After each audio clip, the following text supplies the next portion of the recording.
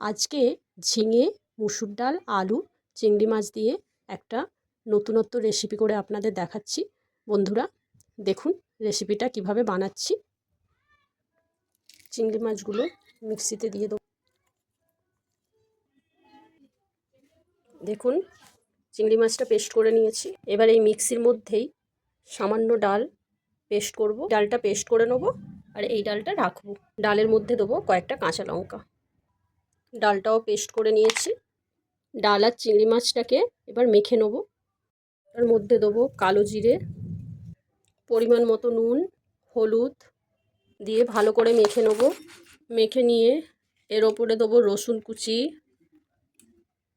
পেঁয়াজ কুচি দিয়ে আবারও ভালো করে মেখে নেব। দেখুন ভালো করে মেখে নিয়েছি।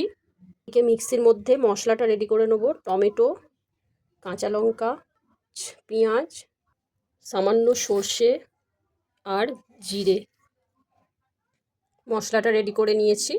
মধ্যে পরিমাণ মতো তেল দিয়ে দিয়েছি। এবার বড়াগুলো দিয়ে দেবো।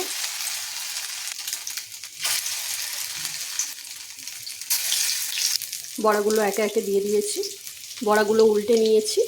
দেখুন বড়াগুলো ভাজা হয়ে গেছে। একে একে তুলে কড়ার মধ্যে পরিমাণ মতো চিনি, কালো জিরে আর সর্ষে ফোড়ন, রসুন কুচি, আলু,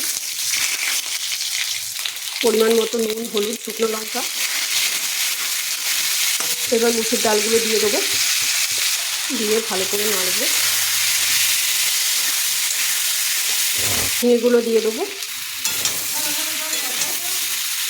এবার মিক্সির মশলাটা দিয়ে দেবো। মশলাটা কষানো হয়ে গেছে। এবার মিক্সি ধোয়া জলটা দিয়ে দেবো।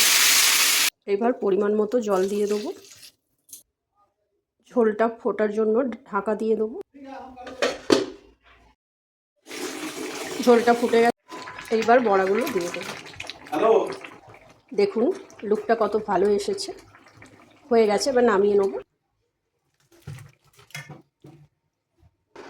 বন্ধুরা এই রেসিপিটা আপনারা করবেন, দুর্দান্ত স্বাদের, দারুণ খেতে হবে। মাংস ফেলে আপনারা এই রেসিপিটা খাবেন।